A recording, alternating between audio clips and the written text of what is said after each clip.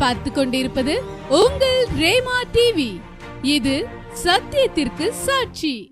ஆண்டவரும் அருமை இரட்சகருமான இயேசு கிறிஸ்துவின் நாமத்தினாலே உங்கள் யாவருக்கும் என்னுடைய அன்பின் வாழ்த்துக்கள். பிரியமானவர்களே, திங்கட்கிழமை தோறும் நாம் தியானித்து வருகிற இந்த கானான் பயணமானது நல்ல ஒரு ஆவிக்குரிய சத்தியமாக ஆண்டவர் நம்மோடு கூட அவர் உணர்த்துகிறார், பேசுகிறார், நம்மை வழிநடத்த விரும்புகிறார்.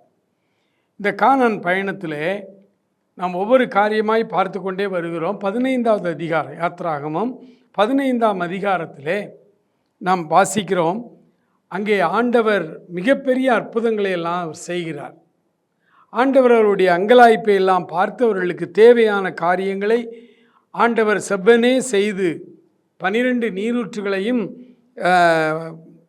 70 பேரீச்சை மரங்களையும் இருக்கிற அந்த பாலைவன சோலையிலே கொண்டு வந்து அவர்களை விடுகிறார். அடுத்து அவர்கள் பயணப்பட்டு வருகிறார்கள். இந்த 16ஆம் அதிகாரத்தில் இஸ்ரவேல் ஜனங்களுடைய மனோபாவம், அவருடைய ஜென்ம சுபாவம் என்ன என்பதை ஆண்டவர் இங்கே வெளிப்படுத்துகிறார். 16ஆம் அதிகாரத்தில் 6-7 இடங்களிலே நம்ம பார்க்கிற முதல் காரியம், அவர்கள் முறுமுறுக்கிறவர்களாக இருந்தார்கள். இந்த முறுமுறுப்பு ஆவிக்குரிய வாழ்வின் மிகப்பெரிய அபாயமான ஒரு குணம். இயல்பாகவே மனிதர்களுடைய உள்ளத்திலே ஒரு முறுமுறுப்பு இருக்கும். என்ன செய்தாலும் அவர்களுக்கு திருப்தியாக இருக்காது. இங்கே ரொம்ப ஆச்சரியமான ஒரு காரியம், யாத்ராகமம் 16ஆம் அதிகாரத்தில் 2வது வசனத்தில் நம்ம வாசிக்கிறோம். அந்த வனாந்திரத்திலே இஸ்ரேல் புத்திரராகிய சபையார் எல்லாரும் மோசைக்கும் ஆரோனுக்கும் விரோதமாய் முறுமுறுத்து, அவர்கள் என்ன சொல்க, அடுத்த வசனம் பாருங்க, நாங்கள் இறைச்சி பாத்திரங்கள் அண்டையிலே உட்கார்ந்து அப்பத்தை திருப்தியாக சாப்பிட்ட எகிப்து தேசத்திலே கர்த்தரின் கையால் செத்து போனால் தாவிலை இந்த கூட்டம் முழுவதையும் பட்டினியினால் கொல்லும்படி நீங்கள் எங்களை புறப்பட பண்ணி இந்த வனாந்திரத்திலே அழைத்து வந்தீர்களே என்று அவர்களிடத்தில் சொன்னார்கள். இஸ்ரேல் ஜனங்களுடைய குணத்தை பாருங்க. இந்த குணம்தான் கிறிஸ்தவ ஜனங்களுக்குள்ளே இன்றைக்கு இருக்கிறது. கிறிஸ்தவர்கள் தான் அன்றைய இஸ்ரவேலர்கள், அன்றைய இஸ்ரவேலர்கள் தான் இன்றைய கிறிஸ்தவர்கள். கிறிஸ்தவருடைய உள்ளத்திலே முறுமுறுப்பு என்கிற சுபாவம் நம்மை அழித்து விடும். எதிலையுமே திருப்தி இல்லாத ஒரு மனநிலைமை. ஆண்டவர் எதை செய்தாலும் அதை செய்திருக்கலாம், இன்னும் எனக்கு இனி ஆசீர்வச்சிருக்கலாம், அப்படியே நம்ம திருப்தி அடையாமல் பேசும்.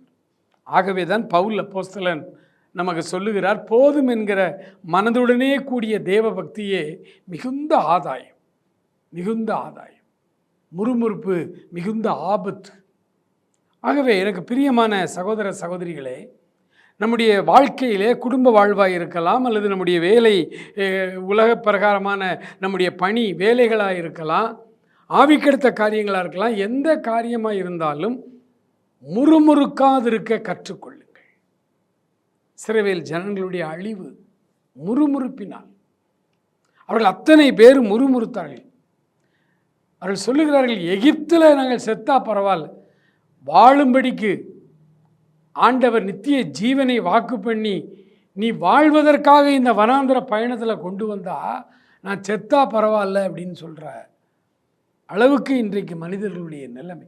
அவர்களுக்கு அன்றன்ற தேவைதான், எதிர்கால சிந்தனையே இல்லை. முறுமுறுப்பு எதனால் ஆரம்பிக்கிறது?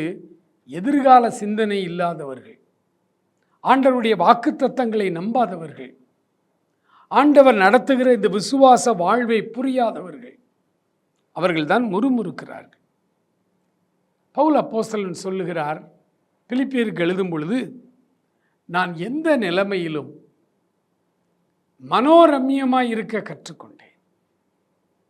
அந்த மனோரம்யமாய் என்கிற அந்த தமிழ் வார்த்தைக்கு மூல மொழியிலே வேதாகமத்தில் போட்டிருக்கு, நான் எந்த நிலைமையிலும் ஆண்டவரை முறுமுறுக்காதிருக்க கற்றுக்கொண்டேன். மனோரம்யமாய் இருக்க கற்றுக்கொண்டேன். எந்த நிலைமையிலும் நான் சந்தோஷமாக இருப்பேன். ஆண்டவரை குறித்து நான் எந்த முறுமுறுப்பும் எனக்குள்ளே வராது. இன்றைக்கி நம்முடைய வாழ்க்கையில் எல்லா இடங்களிலும் ஒரு காரியம் நமக்கு பிடிக்கலன்னா அப்புறம் அவர்கள் நல்லது செய்தாலுமே நமக்கு பிடிக்காது.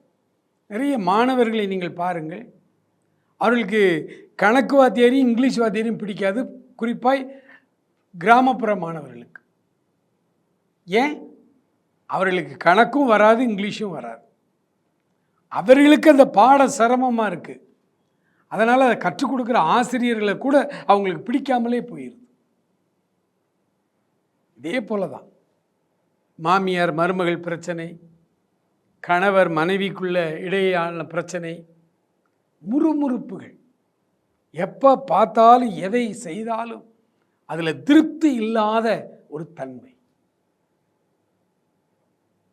எனக்கு அன்பானவர்களே, ஆண்டவருக்கு பிடிக்காத ஒரு காரியம் அது நம்முடைய இந்த இஸ்ரவேல் மக்கள் உள்ளத்தில் இருக்கிறது என்பதை அவர்களுக்கு காண்பிப்பதற்காகத்தான் இந்த சிறுமைப்படுத்தல், பசியினால் வருந்த வைத்தல்.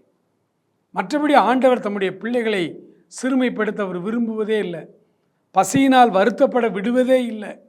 ஆண்டவர் ஒரு நாளும் உலகத்திற்கே படியளக்கிற தேவன் அவருடைய பிள்ளைகளுக்கு நல்லது செய்ய மாட்டாரா? பொல்லாதவர்களாகிய நீங்கள் உங்கள் பிள்ளைகளுக்கு நல்ல ஈவுகளை கொடுக்க அறிந்திருக்கும் பொழுது பரம பிதாவானவர் தம்மிடத்தில் வேண்டிக் கொள்கிறவர்களுக்கு நன்மையானதை தருவது அதிக நிச்சயம் அல்லவா? ஆகவே இந்த 16ஆம் அதிகாரத்தில் இஸ்ரேல் மக்களுடைய உள்ளத்திலே காணப்பட்ட 2 ஜென்ம சுபாவம். அதில் ஒன்று முறுமுறுப்பு. முறுமுறுப்பு. அநேகர் யாத்ராகமத்தை படிச்சுட்டு சொல்லுவாங்க, யாத்ராகமம் படிக்க ரொம்ப விறுவிறுப்பாக இருக்குது, நல்ல கதை மாதிரி இருக்குது, நல்ல அற்புதங்கள் அடையாளங்கள், எவ்வளவு காரியங்கள் ஆண்டவர் இவ்வளவு பிரத்யட்சமாக இன்னைக்கு என்றெல்லாம் பேசினார்னா நான் ஆண்டவர் பின்னாடியே போயிடுவேன், இப்படியெல்லாம் ஆர்வத்தோடு சொல்லுகிற பல இளைஞர்களை, பல தேவ பிள்ளைகளை பார்த்துருக்கிறோம். ஆனால் யாத்ராகமம் கூர்ந்து நீங்கள் கவனித்தால் அது ஒரு ட்ராஜடி, சோகம் நிறைந்த சரித்திரம். எகிப்து தேசத்திலிருந்து ஆசை ஆசையாய் புறப்பட்ட 6 லட்சத்திற்கும் அதிகமான ஜனங்கள், எகிப்திலிருந்து இஸ்ரேலுக்கு புறப்பட்ட, கானானுக்கு புறப்பட்ட லட்சக்கணக்கான ஜனங்கள், ஆண்டவர் அவர்கள் மேல் அன்பு வைத்தார். ஆண்டவருக்கு பிடிக்காத ஜனம்தான் அந்த இஸ்ரேல் ஜனம். அவருடைய குணம்லாம் ஆண்டவருக்கு பிடிக்காது. ஆனால் அந்த ஜனத்தை நேசித்தார், நேசித்தார், வழி நடத்தினார், அற்புதங்கள் செய்தார். ஆனால் எகிப்திலிருந்து புறப்பட்டதில் காலேப் யோசுவா தவிர வேறு ஒருவரும் கானானுக்குள் வரல. அவர்கள் எல்லாம் வனாந்திரத்திலே மரித்து போனார்கள். அப்போ இஸ்ரேல் கானானுக்குள்ளே போன இந்த பெரிய கூட்டம் யார்? வனாந்திரத்திலே பிறந்த இஸ்ரவேலர்கள், நியூ ஜெனரேஷன். அவன் தான் உள்ளே போனான். அதனால தான் ஆண்டவர் ரொம்ப எளிமையாக சுவிசேஷ புஸ்தகத்தில் சொல்லும்போது சொல்ல, முந்தினோர் பிந்தினோராயும் பிந்தினோர் முந்தினோராயும் இருப்பார்கள். காலேப் யோசுவா தவிர வேறு ஒருவரும் பிரவேசிக்க. அதுக்கு என்ன காரணம் என்று எபிரேய நிருப ஆக்கியோன் எழுதுகிறாரு, அவர்கள் முறுமுறுப்பினாலே அழிந்து போனார்கள். அதனால தான் நான் சொன்னேன் ஆரம்பத்தில், முறுமுறுப்பு அபாயம். அது எந்த நிலைமையில் இருந்தாலும், பிள்ளைகள் பெற்றோருக்கு விரோதமாய் முறுமுறுத்தாலும், கணவன் மனைவிக்கு விரோதமாய் முறுமுறுத்தாலும், மனைவி கணவனுக்கு விரோதமாய் முறுமுறுத்தாலும், பெற்றோர்களுக்கு விரோதமாய் முறுமுறுத்தாலும், மாமியார் மருமகள், மாமனார் மருமகன், யார் முறுமுறுப்பு என்பது அபாயகரமான ஒரு குணம். அது நம்மை அழித்துவிடும், கானான் தேசத்தை சுதந்திரிக்க விடாது.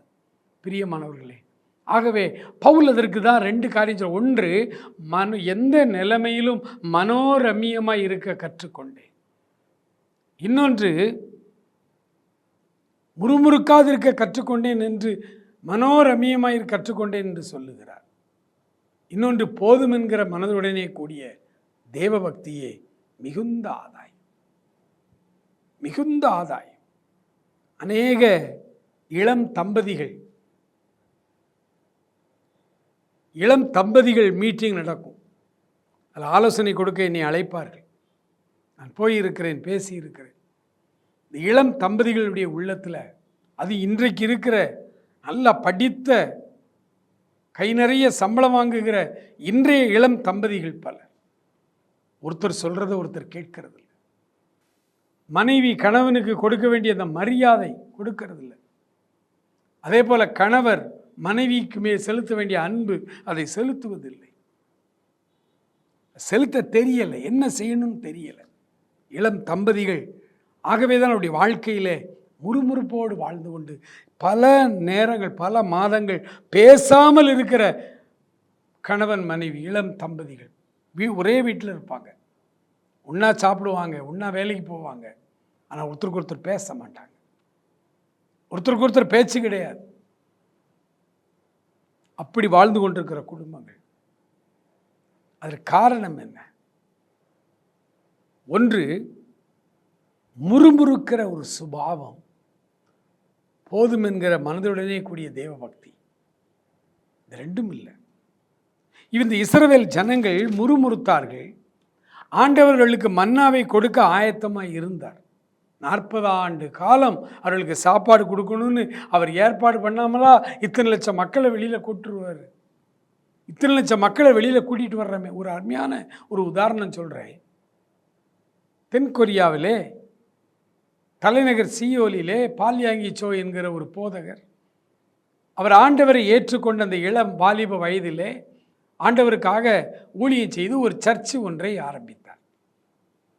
அந்த தேசம் முழுவதும் புத்த மதத்தைச் சேர்ந்தவர்கள். அதில் ஒரு சில குடும்பங்கள், கஷ்டப்படுகிற பல குடும்பங்கள் ஆறுதலுக்காக பால்யாங்கி சோ இடத்துல வந்தார்கள். அவருடைய உபதேசத்தை கேட்டார்கள். இயேசு கிறிஸ்துவை சொந்த இரட்சகராய் ஏற்றுக்கொண்டு ஒரு சின்ன ஐக்கியமாய், ஒரு 20 ஒரு 30 பேர் கொண்ட ஒரு சின்ன ஆலயமாய் அவர்கள் ஆராதித்து கொண்டிருந்தார்கள். ஆராதனை நடந்து கொண்டு ஒரு ஸ்லம் ஏரியாவில் ஒரு குடிசை, மழை பெஞ்சா ஒழுகும், அப்படி ஒரு குடிசை ஆலயத்தை போட்டு அங்கே அவர்கள் ஜெபம் நடத்தி கொண்டிருக்கிறார். இப்போ பால்யாங்கி சோ திரும்ப திரும்ப திரும்ப ஜெபிக்கிறார். ஆண்டவரே, எனக்கு 1000 ஆத்துமாக்கள் தேவை. கிளைம் பண்ணுறார் ஆண்டவர்கிட்ட, ஆத்துமாக்களை தாரும். அப்படி ஒரு டார்கெட் வச்சு ஜெபிக்கிறதுல தவறு இல்லை. ஆண்டவரே, எனக்கு 1000 ஆத்துமாக்களை தாரும் தாரும் ஜெபம் பண்ணுறாரு. ஒன்றுமே நடக்கலை, சபை வளரவே இல்லை. இப்போ என்ன பிரச்சனை என்று தன்னை ஆராய்ந்து பார்க்கிறார், உபவாசித்து ஜெபித்து பார்க்கிறார், தன்னுடைய காரியங்களை எல்லாம் பார்க்கிறார், எல்லாம் சரியார். ஆனால் ஆத்துமாக்கள் மட்டும் இல்லை. ஒரு நாள் இரவு, எனக்கு இன்றைக்கி சாப்பாடு வேண்டாம் என்று சொல்லிவிட்டு முழங்கால் படிக்கிட்டு ஜெபிக்க ஆரம்பித்தார். ஏங்கி ஏங்கி அழுகிறார், ஆண்டவரிடத்திலே மன்றாடுகிறார். ஆண்டவரே, என்ன செய்வீங்களோ தெரியும், எனக்கு இந்த வாரம் புதிய ஆத்துமாக்கள் 1000 ஆத்துமா என் சர்ச்சுக்கு வரணும். அதிகாலையிலே ஆண்டவர் பேசினார். மகனே,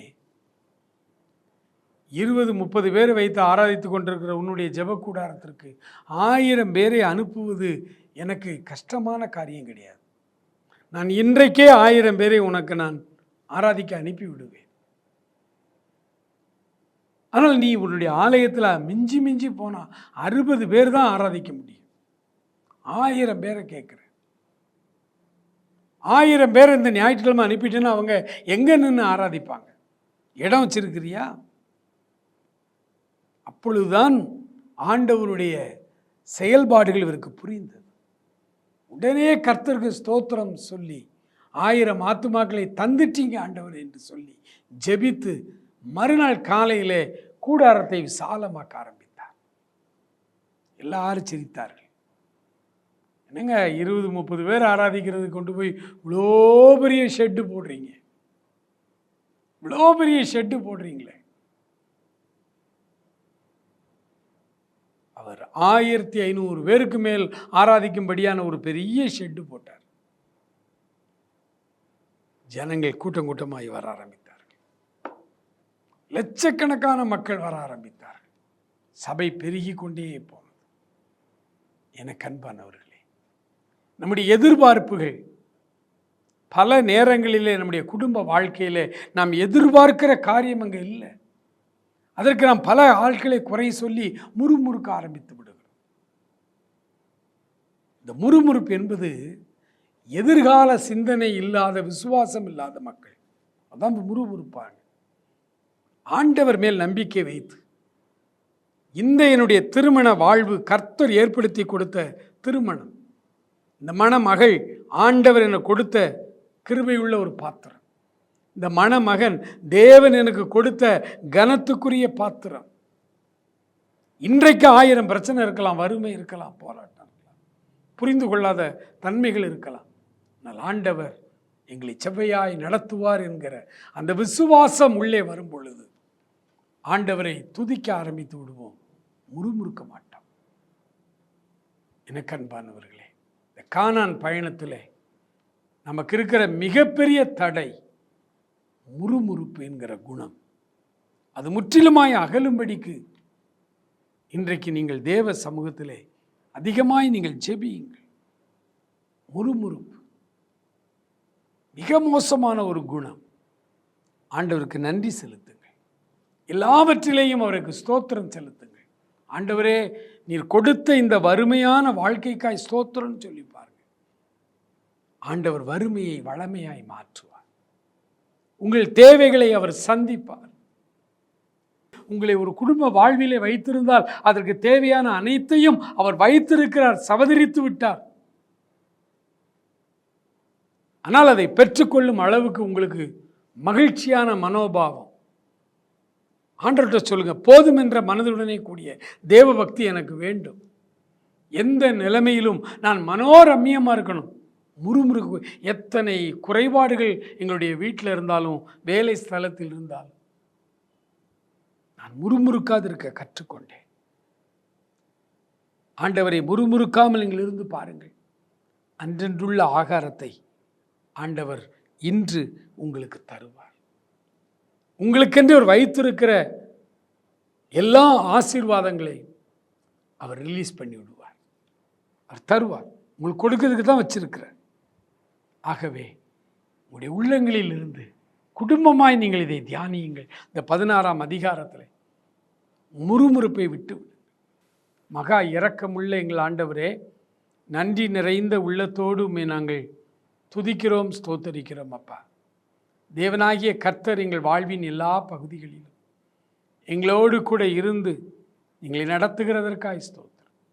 தொடர்ந்து வழி நடத்தும், ஆசீர்வதியும். இயேசு கிறிஸ்துவின் நல்ல நாமத்தில் ஜெபிக்கிறோம் எங்கள் அருமை பிதாவே. ஆமேன், ஆமேன்.